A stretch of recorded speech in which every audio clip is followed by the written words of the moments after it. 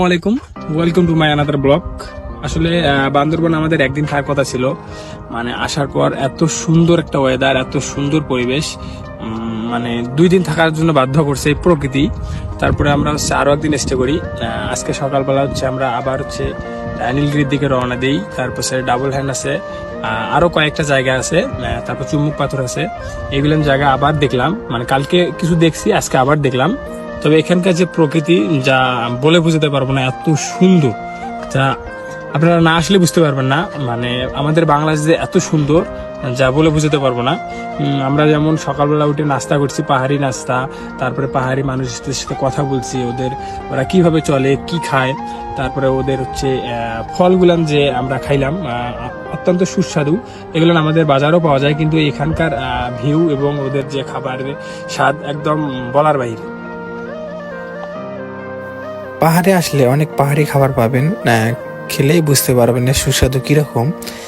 তারপরে বান্দরবন আসলে আপনারা যেগুলো জায়গা একদম বাদ দিবেন না, যেমন নীলগিরি, নীলাচল, চুম্বুক, শৈলাপর্বত, double hand view, tiger hand view, এগুলান জায়গা একদম মিস করবেন না, কারণ এগুলান জায়গায় ভিউ অনেক সুন্দর। এখানে আসলেই আপনারা বুঝতে পারবেন, মানে যে ভিউ পয়েন্টগুলান আছে, এই ভিউ পয়েন্টগুলানের মধ্যে আপনারা কিছুক্ষণ দাঁড়া অথবা বসে যদি এই প্রকৃতির ভিউ নেন অথবা বসে থাকেন, আপনি বুঝতে পারবেন যে আসলে কোথায় আসছেন।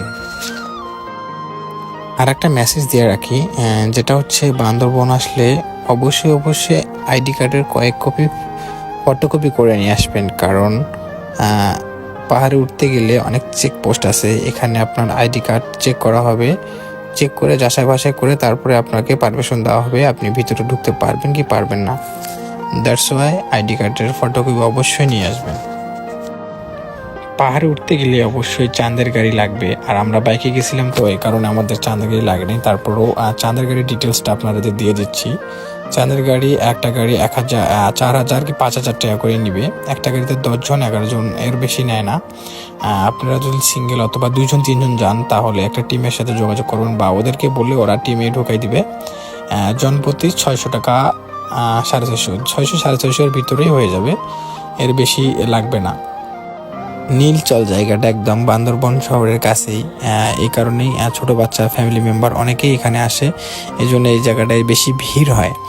আর বান্দরবনের সব থেকে ভালো জায়গা লাগছে নীলগিরি এবং ডাবল হ্যান্ড ভিউ, এটা বাইকারদের জন্য অনেক ভালো একটা জায়গা। তবে এখন যে রিসোর্টটা দেখছেন, এটা হচ্ছে বান্দরবনের ভিতরেই, এর পার নাইট 2500 টাকা করে নেবে। আর বান্দরবনের শহরে আমরা সাধারণ মানুষের সাথে মিশে অনেক জায়গায় কথা বললাম, তাদের যে রেস্টুরেন্ট বা খাবার দাবার সব কিছু ট্রাই করলাম। অনেক ভালো মানুষদের কথাবার্তা এবং হোটেলে যে খাওয়া দাওয়া করলাম, সব কিছু মিলেই অনেক সুন্দর। আমার ব্যক্তিগতভাবে অনেক ভালো লাগছে। তারপর বান্দরবন 2 দিন থাকার পর আমরা দেবতাখুমের দিকে রওনা দিই সকালবেলা উঠেই। দেখা হবে নেক্সট ভিডিওতে।